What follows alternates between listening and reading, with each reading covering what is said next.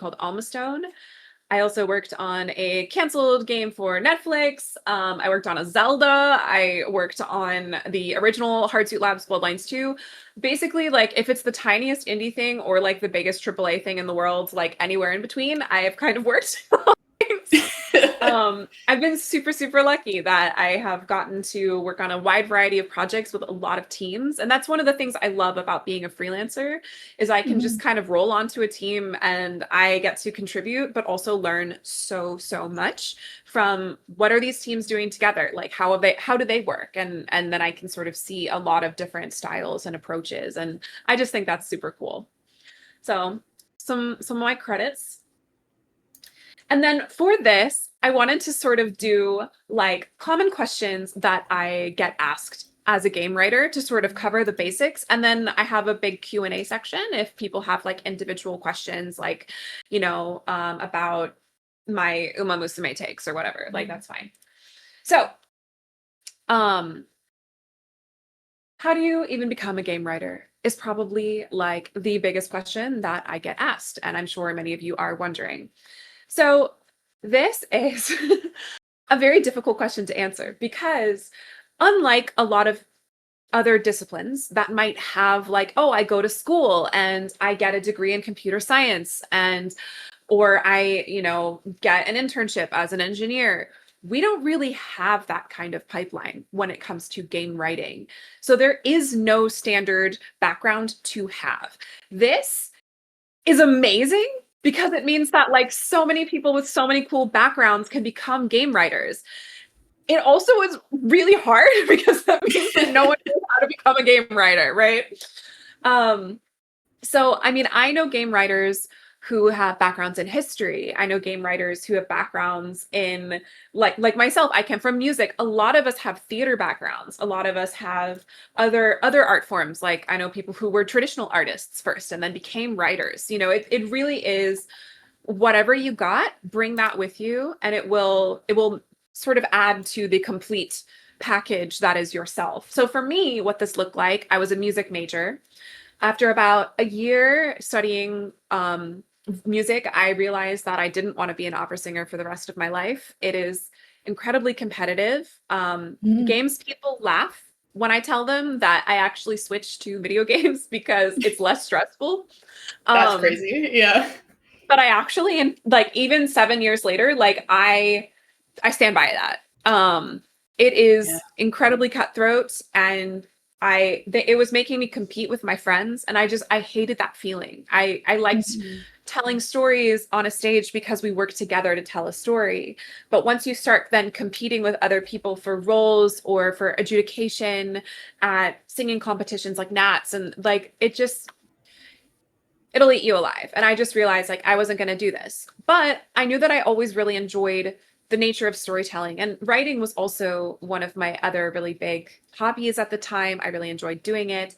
And I was like, okay, I guess I'm going to be an English major and I'm going to learn how to write. I don't know what I want to write yet. I've been interested in video games. I'm interested in traditional writing, you know, all sorts of things. And then as I continued throughout my English major, I was like, okay, I kind of think I want to write video games. And I became like notorious within my English program for basically being like, so for one of my texts that I'm using on this paper, can I use a game? And I honestly, I annoyed my professor so bad, but it's fine. I got an English degree. And then when I graduated, I realized that I knew how to write, at least to a certain degree. And then I was like, I don't know how to make the game. So I was like, okay, I knew from my extensive experience as a teenage Sims player, I knew what modding was. And I was like, of course, I bet I can learn how to make video games by using this kind of open source stuff that modders use. So then I became a modder by modding Fallout 4, which is like... It's a really big modding community. Yeah. Well, I mean, I loved writing RPGs because it really sort of sang to my theater background in a lot of ways. Yeah, and so I was like, okay, I guess I'm just gonna like learn how to make I'm gonna learn how to write RPGs by modding Fallout 4. And I joined like a giant modding project and I basically learned the ropes of how games get made by making mods.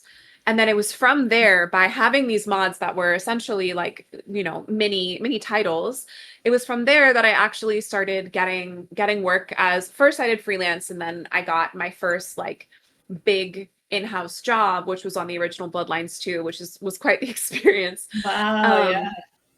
But that's basically what my path looked like. It was really weird. Like, I don't know how to, like, if you ask any game writer, they will be like, don't ask me because my path was really weird. But like, that's everyone though. So if you're like, man, I don't know how to do this, guess what?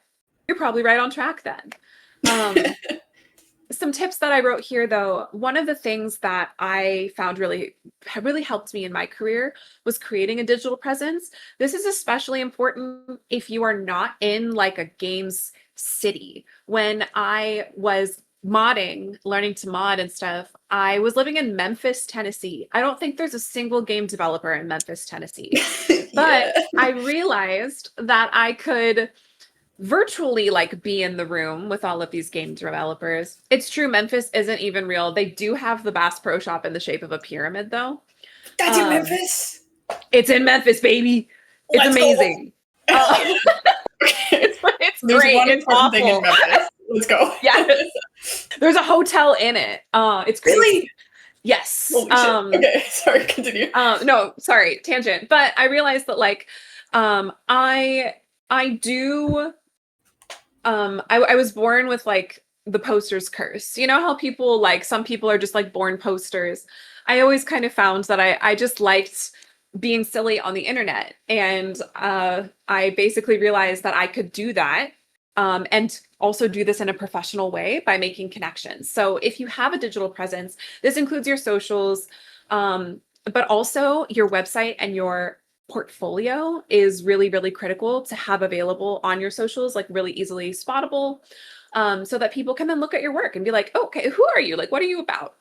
And then also make your own projects, no matter how small. Like for me, that was modding, but for you, it could be game jams, whatever. And then put that out there on your socials. Be like, hey, look, I'm doing things. Those were all really important to me in order to get noticed and get my first job. I'm also really glad people in the chat are loving the Bass Pro Shop pyramid. All right. This is another question I get asked a lot because I do game writing and narrative design.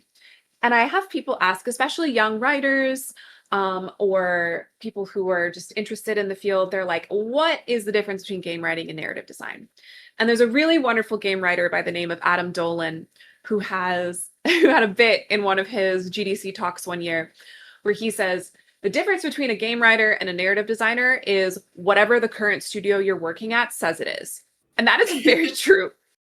However, broad strokes, game writing is the actual dialogue or like the written cutscenes or flavor text within a game. I love writing flavor text. You know, that's your item description. Stuff like that, where you can really pack a lot of personality into these very short little chunks. But things like that would be classified as game writing. With narrative design, it's often more of like the how of how that story element gets delivered. So like, is the plot linear? Is it non-linear? Is it branching? If you're an RPG, do you have checks? Is anything gated? Or is it procedurally generated? Like that's all the narrative design aspect. Now, some studios will ask you to do both.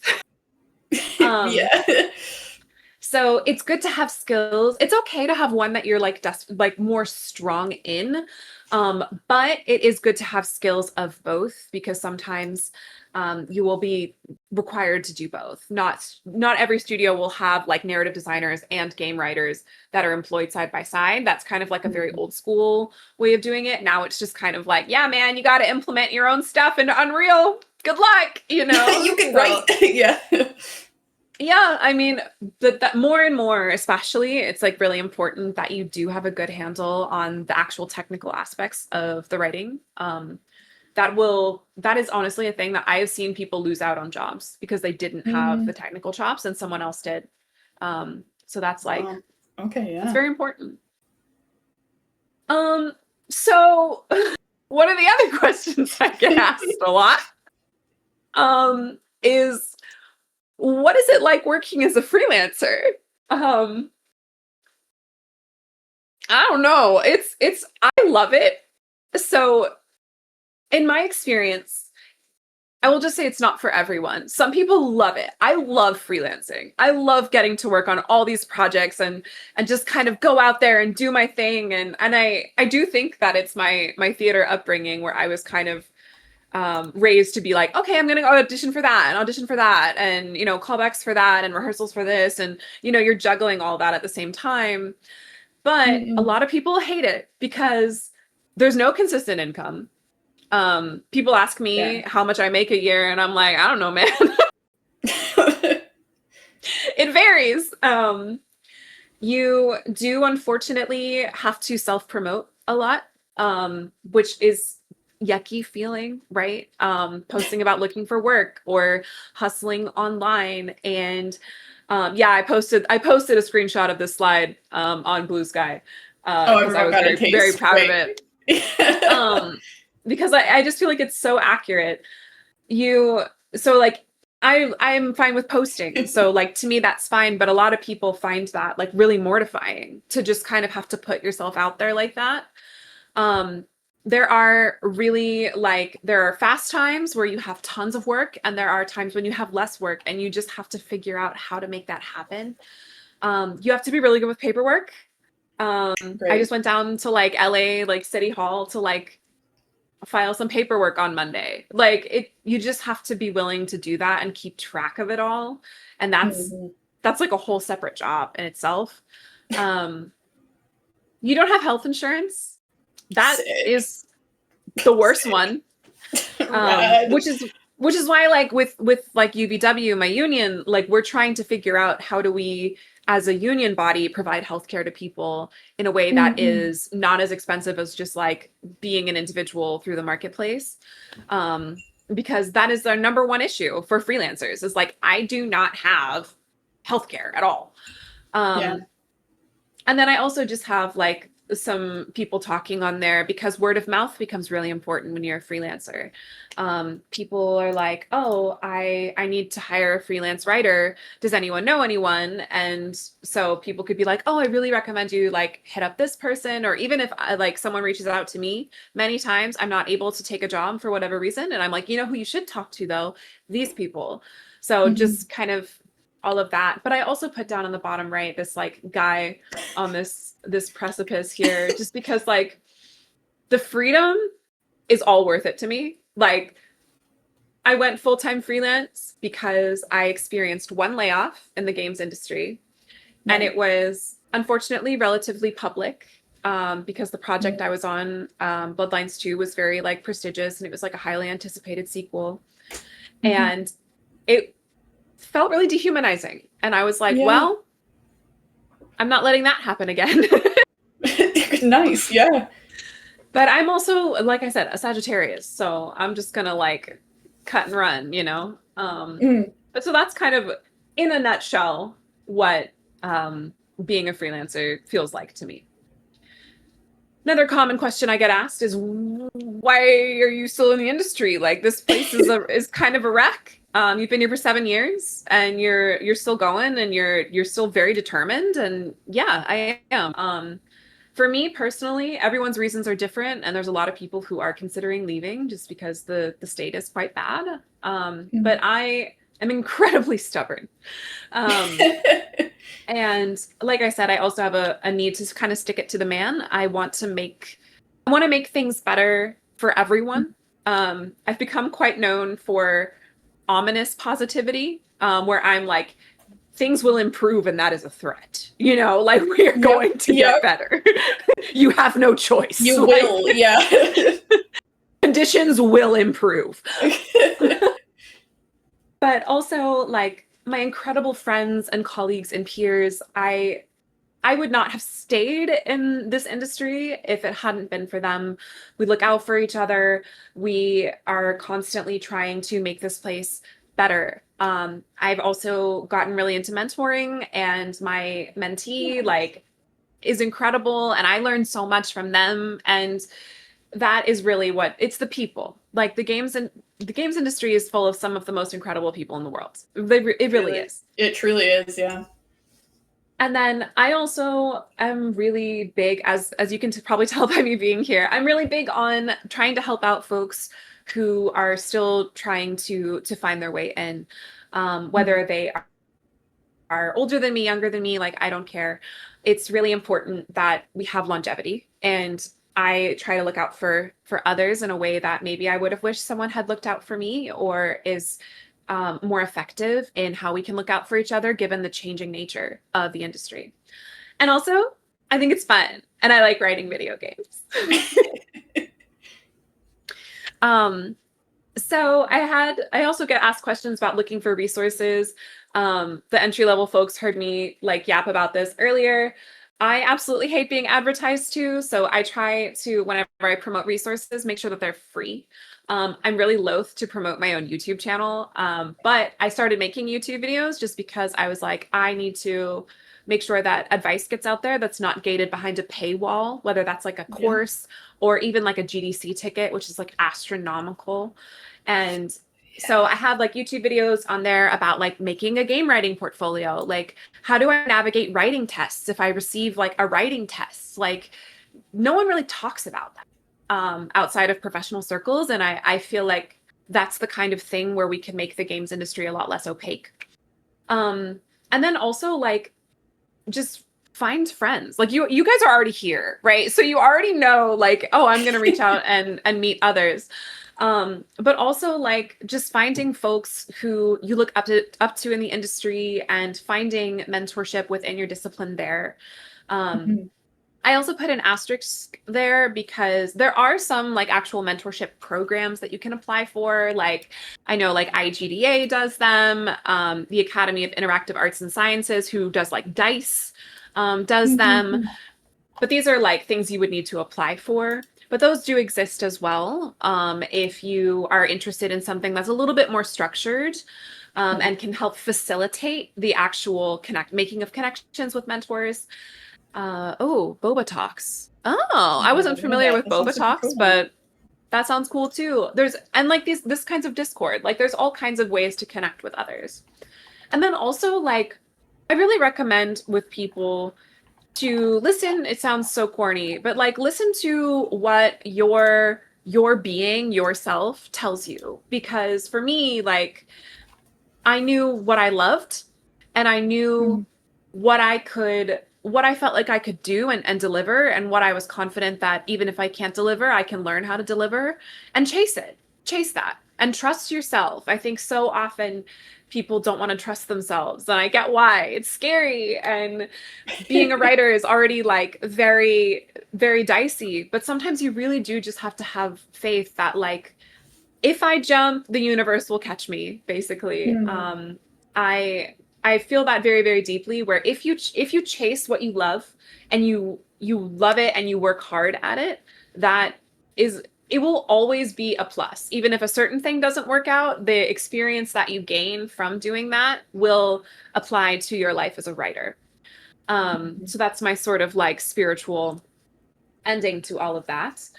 But that is my little presentation. I would love, if you have any questions, like hit me up. You can also find me on my socials. I have my website here that has all of my links. Send me an email.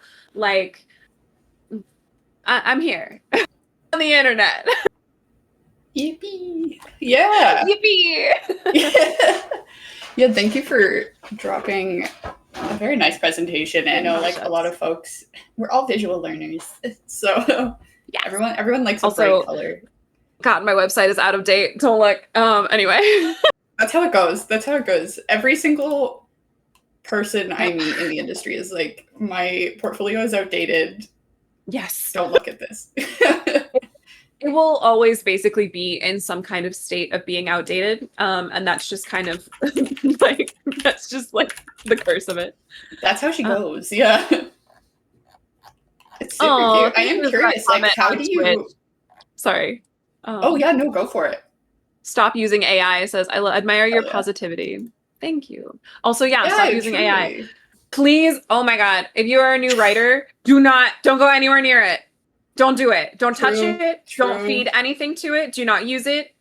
No, that is a really, really good way to make sure that you don't get hired.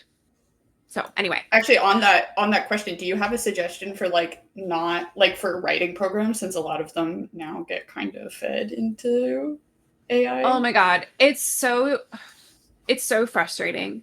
Yeah. I feel like I still use Google Suite a lot, but I try like you can turn off their stuff, but you might have to like contact their customer service. It's so stupid. Okay. It is. It's rough. So I interrupted you. What was the question you were going to ask? I'm so sorry. Oh no, I completely blanked. It's okay. Oh, I was gonna ask about like your portfolio. Sure. For like writing, because you can't just like be like, oh, I wrote, here's the entire script. Like that's not gonna work. Yeah. Like how do you show snippets of your writing so people who maybe don't play the game can be like, oh, I see your writing, I like it? Yeah. That is a really good question. So for me, when I'm picking something to put in my portfolio, I want it to be like self-contained enough that a person can look at it and get all of the basic information and also get a sense of the style. So sometimes if I'm including something that's a snippet of a larger work, and maybe there's like one or two story details that need to be included, I might just put a note at the top that's like, this character previously like did this. So finding something that's relatively self-contained that still tells a good story and has good characterization and lets you sort of show off what you can do while also being concise enough. Because like in my video about making a portfolio, I joke that like lead writers and recruiters are very, very stressed for time. So when they're looking at your materials, it needs to be short. It needs to be comprehensible easily at a distance, at a glance. So like a like bark sheet is like chef's kiss, right? Or a very short section of a screenplay that is easy to jump in and get a sense of like who these characters are and what's happening. That is really essential. Yeah, just so it's comprehensible. Yeah. Okay. Yeah. Yeah. I'm always curious how like folks who do like the more like not back end, but the more the like where it's like I have actual words I have to show off, like do that. So it's tricky. It really is tricky. Yeah. I guess if they've played the game, they kind of know the writing. But other than that, I imagine it's tough to get somebody to lock in to it. How do you like catch people's attention? Because like the attention span is getting shorter as we speak. So that is true. For me, I usually try to, if it's a section of something that I've written, it's something that I personally feel is very strong and is not only strong in terms of my particular writing chops. Like I really like how the dialogue flows here. It feels quick. The pacing's really good, but also it is something that is gripping. So if it's a big narrative moment, or if it is it doesn't always have to be a big narrative moment, but if it's a really well written, like interpersonal, like intimate moment, like that can work really well too. It just it is kind of vibes based, but like if you know when it hits, like I tell people to trust their gut a lot. When you're like this hits, like that's what you put forward this is what I can do, right? So for me, that's kind of what I do. It is relatively vibes based, but I also try to match it against what's already in my portfolio is another thing. So like a good portfolio, I always say is like 3 to 5 really solid pieces that are a wide range of like theme and tone and formatting. So if I've already got a big epic like fantasy piece in my portfolio, I'm probably not going to choose another sample that either is the big like epic moment or like a fantasy setting, just to keep it varied. Yeah. So it is very not like generalist, but like it's good to have that diversity rather than like locking into one genre. Yes, I call it the Okay. Swiss Army knife. You kind of want to have a piece that can do like everything. Yeah. Okay. I am noticing that there's a lot of like horror stuff Oh that yeah. you seem Well, to do in your free time. And then yes. like on the complete opposite end of that, we have Mhm. like Invisible Cities 2 Neopets. Like Correct. two Yes. very, very like I would argue at different end of the thing. How do you like how do you kind of find your style, especially when you're, talking about one thing 1 second and a completely different thing the next second? I mean, so I've always been a horror girly. Horror is one of my specialties. As Oh you yeah. continue to feel into what you like to write, you might find that you have a genre or a style that you really lean into. So for me, I've always loved horror games, and I have studied the writing in them pretty extensively to the Mm, point where I was like, all right, I really love this. I really love writing this. I love the genre. So a lot of my horror stuff, like a lot of my stuff is horror. Um, I've worked on a lot of horror games, but yeah. also, we can contain multitudes, I also love Neopets. I grew up playing Neopets. Yeah. I can be whimsical and scary at the same time. Like Of that's course. fine. Of course. Yeah. Um, so having a range is good too, especially as a freelancer. You kind of have to be able to match whatever a current project might be asking. Mm, So you don't want to pigeonhole yourself either. That's the tricky part. fair. Fair. I know that's probably on the minds of a lot of like very new folks in the industry, because a lot of the Yeah. times they're told like don't generalize, that's your downfall, and then the next second they're told like do whatever you can. So, Honestly, like there is no one true game writing advice is another thing I've noticed over the years. Like mhm. everyone's attempts or everyone's strats are going to be different, right? Like, Right, yeah. and it depends on like you, the person, and the job you're going for, and yeah. True, true. Do you find that like LinkedIn is solid for like writing, networking and writing jobs, or are there like more niche ones that you would recommend? Man, LinkedIn used to be good. Back when um, LinkedIn was cool. Now it's mostly just kind of slop, if I'm being honest. Like it's just Yeah, all I see is like layoff posts and like AI. yeah, um, yeah. so like I would personally like I would use it. I've gotten work through LinkedIn, I would use it, Mm. but for me personally, I actually get a lot of my work off of Blue Sky. Like no joke. Nice, nice. It Yeah. used to be Twitter back when Twitter was like a thing. Yes, yeah. But a lot of, especially like game devs, a lot of them after the Mhm. Twitter exodus, they all went on Blue Sky. So They did, yeah. if you haven't established a presence there, think about it. It's really great because there is no algorithm. You yourself have to choose what you want to follow. So you can really Mhm. curate your experience, which is nice. It's obviously not without its issues, but Yeah. I've honestly gotten a lot of work just because people were like, "Hey, you're funny on the internet. Do you want to write my game?" It's like, I guess. You make me laugh, internet jester. How do I hire you? I really feel like that sometimes. I feel like a little internet court jester.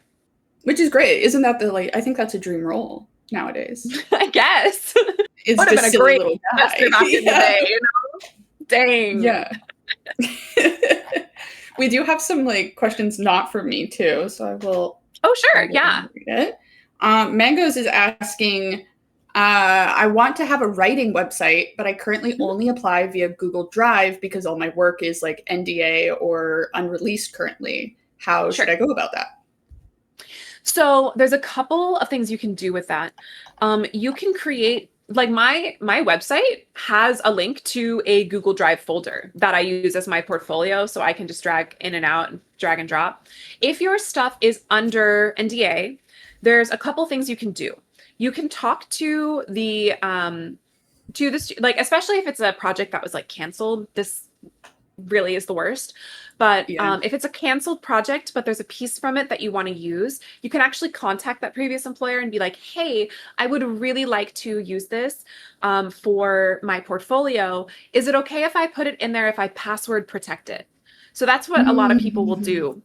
And then you can have the password for your portfolio, like on your resume, or when you apply for a job, you can say, here's my portfolio, the password is this, so that it's Yeah. always like a trusted other party who is looking at it.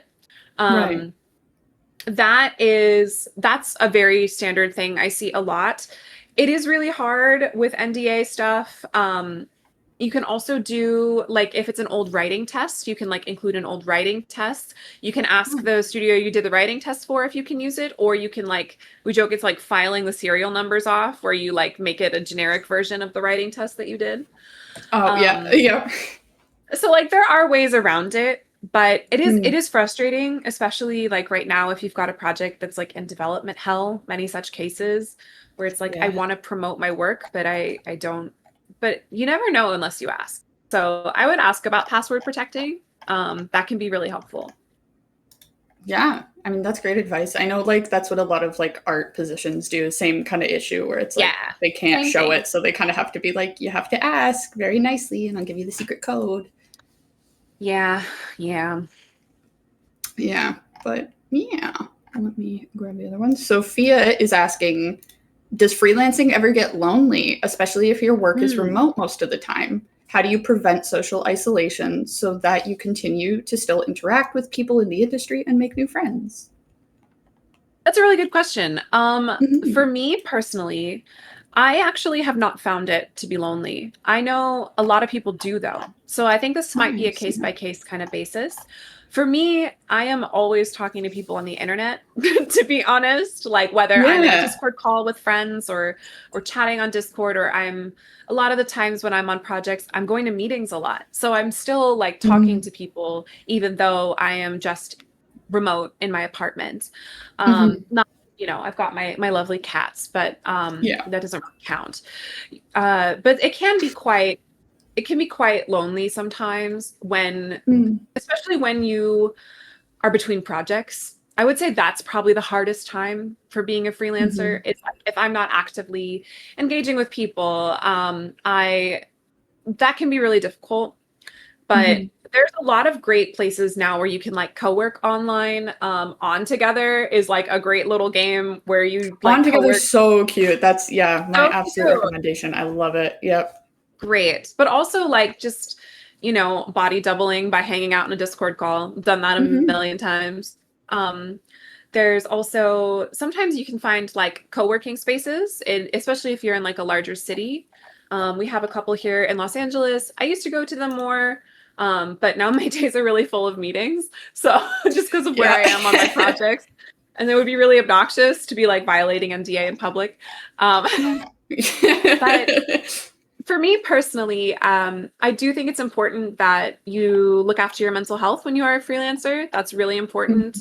And if like you're a super, super extrovert, this type of work might be really hard on you. Yeah, fair enough. Despite being a little court jester, I actually don't really consider myself to be an extrovert. I think I'm just a really loud introvert, Fair. which is Yeah. like weird. But so like I never really struggled too much with it, but it is your Mm. mileage may vary. But there are solutions that you can do to make it feel less lonely, for sure. Yeah. Do you find yourself like going to a lot of in-person events that are like game related? Yeah, I mean, I'm really lucky that I live in like Southern California where there Mm. are a lot of games related like mixers and um Yeah. that kind of thing. But I also find that going to conferences can be quite helpful if you can afford to go. That's the problem, is that there's Yeah, like, there's a stinger, yeah. yeah, because like, GDC, it's just up in the Bay, but like it's like $1 billion. So Oh yeah, I literally. do literally I do try to attend things when I can, Mm. because it does help get you like out of your own head and your own office. So I'm very lucky in that regard that I am able to do that. I know a lot Mhm. of people are not able to do that, whether they just don't live in a big hub city or whatever. So again, another very good reason to take care of your mental health. It's important. True. Um, True. yeah. Yeah. And I know SJ dropped it in too. We have co-working sessions on the weekend. Please join us. Please chat Oh, if you're in the awesome. chat and trying to meet, especially people new in the space. It's a great opportunity. Cute. There we go. Paper Wizards is asking, how useful is classic creative writing when it comes to game writing? If you've written, say, a novel, how much of that is applicable to game writing? So the fundamentals are going to be the same, right? When it comes to knowing how to structure a story, when it comes to things like overall sense of like grammar, mechanics, pacing, that kind of stuff, those fundamentals are going to be the same. The thing that is often, there's two things that are kind of stumbling blocks for that being fully applicable, is that in games you have to account for another party, mainly the player. You have to think about, what will a player want to do here, and think about the player as an active participant in the story that you're telling. I think this is why a lot of theater people become game writers, honestly, is because we're kind of used to thinking about the audience in that way, especially if you're really into like experimental theater. Yeah. And also just the writing is often different when it comes to making the jump, because with novels, right, you have expository text. You can have a wall, you know, if you're like Steinbeck, you've got like 3 pages about paid like by the word, one blade of grass. You know, you can do that. You can't do that in games. The vast majority of what you write in a video game, apart from like flavor text, is dialogue. So if you're a novelist and you're like, man, I love writing dialogue. Dialogue is my bread and butter. You're probably really suited for game writing. So really getting your dialogue to sound natural, while also usually like is very information heavy. You have to inform the player of what's going on. A lot of times, or give a call to action, we call it, which is like, I'm telling the player like, hey, I need you to go do this thing, without sounding like an NPC who's like, hi, I need you to go do this thing so that I can do this other thing, you know? Oh boy, I wish I had it. Yeah. Exactly. So there's some stuff that is very unique to the medium that you would need to sort of grow into. But if you have writing fundamentals are writing fundamentals. And if you have those down pat, then that more experimental stuff that is unique to the medium will probably come to you easier. So it's not like all hope is lost kind of deal, but like it is quite different. And I just encourage you to embrace that and experiment with it. Yeah. Yeah. Is there a type of like formatting that you recommend? Like I know like script writing has like a pretty like standard format that you're expected to submit in. Yeah. So game writing is also really weird in that there is no standard format. Yeah, like you said, like screenwriting is very standard. And I do recommend that game writers know how to do screenwriting, but game writers, we kind of have to be able to write in a bunch of different formats. And that's why I encourage people to include a bunch of different formats in their portfolio. So like a spreadsheet, spreadsheets are essential. That's your bare minimum, like minimum viable product of dialogue as a spreadsheet. So learning how to write a bark sheet, learning how to, like, you can even write, because that's how I wrote a lot of my Fallout mods, was in a spreadsheet. I learned how to write like in your typical like Fallout 3 New Vegas style, like I select this item and maybe they give you a little bit of information and then you say like, oh no, there was something else I wanted to ask, and it sends you to a different like menu of questions, you know, learning how to put that into a sheet. Yeah, so like that's very important.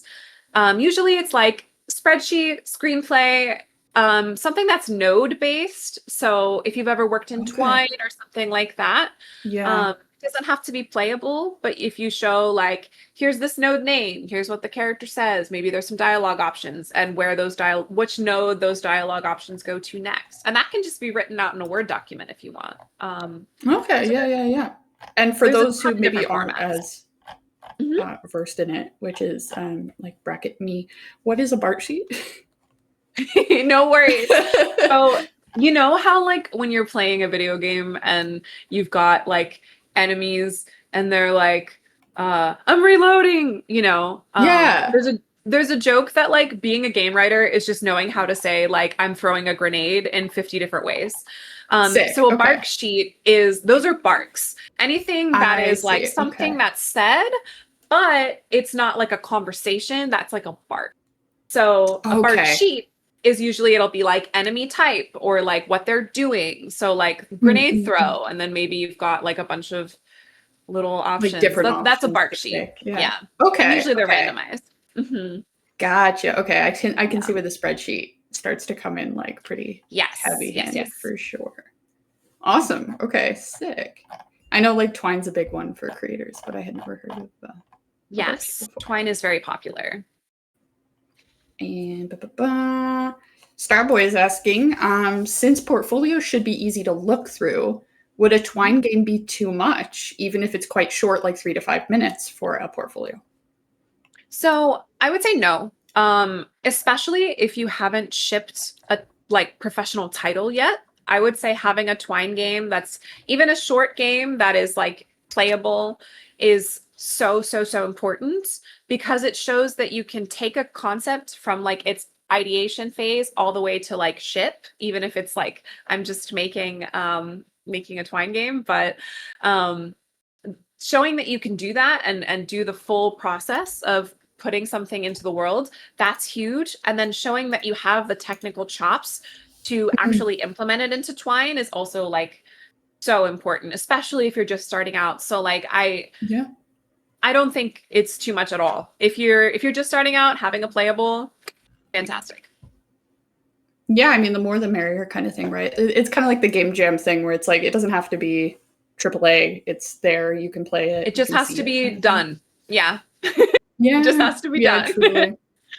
Actually, Mhm. I am curious on that note, because I know a lot of folks in the creative end of things struggle with it. How do you take your hands off, especially in like freelancing, where you maybe have more time to think about it, like on your own in solitude? How do you go like, okay, I need to stop touching this? That's really, really hard. I feel like it's going to be different for everyone. For me, like a lot of time as a freelancer, it's not necessarily my decision because it's like, I got a deadline. Yeah. I Yeah, I gotta guess get so. it done before this day. It's done But now. Yeah, yeah. if it's a personal project, I sort of like to think about all personal projects as essentially living documents, right? Because even if you finish a game and you put it on itch, you can always go back and change it, or it becomes a living document when other people experience it for the first time, right? Because then they are adding their own personal experiences onto it. So everything that you make is basically a living document. So for me, like, especially once you've shipped a couple titles, like, does it work? Can I play it through the whole way? Do I feel like I communicated at least what I was trying to communicate? Like get these like bare minimum kind of qualities met, and then you can, release it and you can always update it later. So don't stress too much about that, I would say. Yeah, very fair. I know like itch is very like update positive. Like people will like just Definitely completely revamp their things and Mhm. kind of out of nowhere for sure. Do you have a preference between itch and Steam as a writer? Just out of curiosity. I have only ever personally released stuff on itch just because like Steam's backend, especially if you are like, it's a lot more complicated. With itch, you literally can just upload a file. It's great. Yeah. Yeah. Yeah. Yeah, that's true. It feels very like early 2000s Tumblr, if you're ever on it, where it's like you can like decorate your page and put your file on. I like it. It's a good one. It's nice. I love it. For sure. Franco here is asking about narrative design specifically. He says, the more I studied and the more I saw and worked as a narrative designer, the more I felt like it was just an ideas guy role. Like a game designer that knows how to write can do what we do, and a narrative designer that knows how to prototype and design is basically a game designer with more skills. So why does narrative designer as a role even exist? Because we're not ideas people. The thing is, like, anyone can come up with ideas. That's why we make video games. Video games are ideas. And I think that you're right in that someone who can write can also design, or someone who's a designer is also a writer. Like, yeah, that is, in my experience, I think that's a strength actually, because as a writer, my job is to communicate, right? I'm communicating something. So my ability, my my raison d'être of my job is that I have an idea and I'm really, really good at communicating that idea. So whether that is through prototyping, whether that is through the actual writing of the scene, that's a skill, right? There's a lot of people who are really good designers who aren't very good at communicating what they're trying to design. Like that is a skill in itself. So I don't necessarily see myself as an ideas person. I see myself as like, I execute the ideas. That is my job. My job is to execute the idea as a writer. Yeah. Because I think so many people have ideas for stories. The thing that makes a writer is the ability to sit down and do it. Right. They've done it. Yeah. Exactly. Like my dad, who was a journalist, always used to say, like, the hardest part about being a professional writer is just keeping your butt in the chair. And it's true. Yeah. The difference between really like is, a hobbyist and someone who does it professionally is we can keep our butt in the chair, you know? So for me, I like ideas are a dime a dozen. It's the execution. That is what I think we really need to focus on when it comes to writing, because it's a skill. And like people say writing is a talent. I don't buy it. I think writing is a skill. It's something that you can have an aptitude for it, sure, but like it is a skill. You have to be able to articulate your thoughts and your feelings, and that's hard work. So that's my answer. I mean, you have to lock in, for sure. It's a very vulnerable art, I imagine, to do. It is, and you have to be able to also keep good boundaries with it, with yourself and what you're working on as well. So like again, mental health, very important. Huge. Yeah. Yeah, a big one. We love mental health in general, but we do. Yeah. I can understand the folks who might be going through it, so to speak. It's hard, especially when you're first starting out. Check out the unions, guys, too. Like, even if you're like new to games, like those sort of support systems. I know Elaine also mentioned it, but like truly, Elaine's in our union. Truly unionize. Big corporations don't want you to do it, but it's this fun, nifty little trick that gets you healthcare. Yeah. This one weird trick. Yeah. Literally. Even if your students are just trying to like, you're just seeing what's out there in the games world, like there's a spot for you in our union. There really is. Seriously, like the earlier, the better that you learn about it. Because even if you don't want to join it in the end, like at least you have the information there. And they have a Blue Sky. There you go. Thank you, Stacy. Yeah.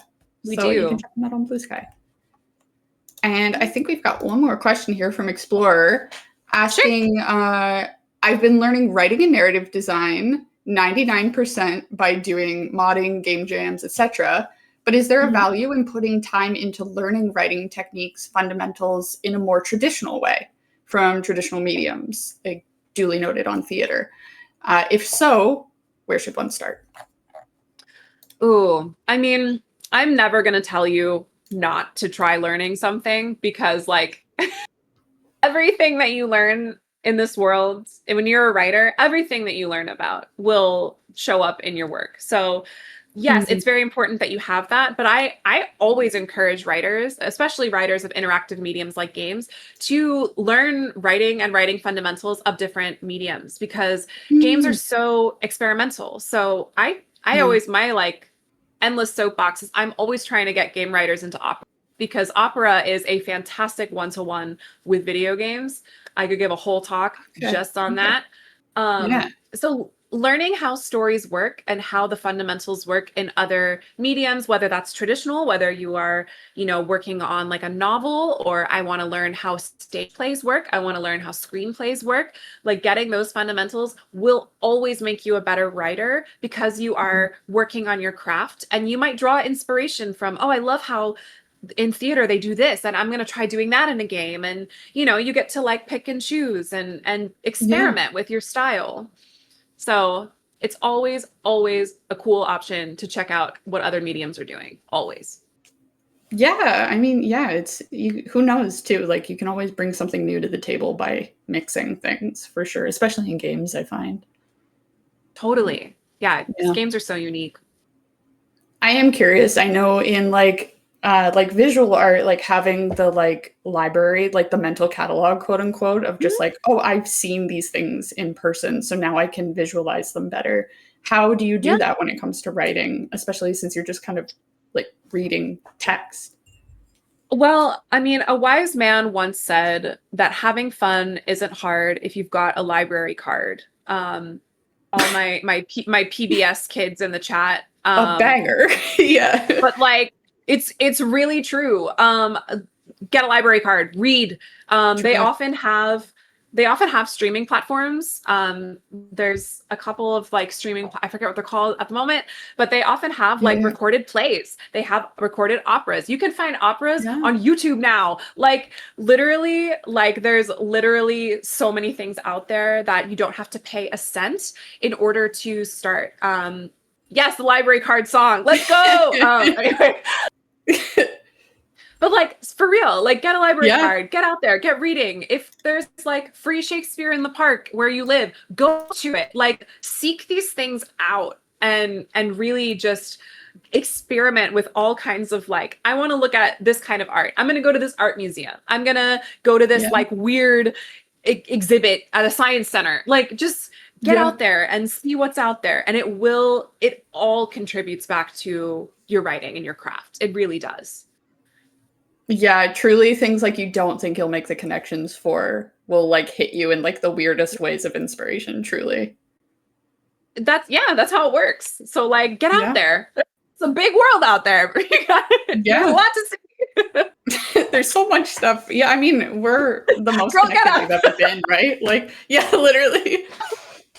What's that like one meme that's going around now where the guy's like bleeding out on the floor and they're like, they're not gonna get up for you. You gotta There we go. So see, okay. I'm so glad people know ball. Fantastic. That would have been really rough if nobody knew. Okay, great. No, I got you. Trust me, I got you. Perfect. Yeah, it's like those like two horses like mentally connecting to each other, and it's like that's all this conversation is. Exactly. Two people in a room going exactly. Like, oh, yeah, literally. Yeah. I mean, also like writers, we're all exceptionally online. So if you're like, haha, I'm so online, like that's just how we are. I'm sorry. It's great. It's an easy way to find other writers.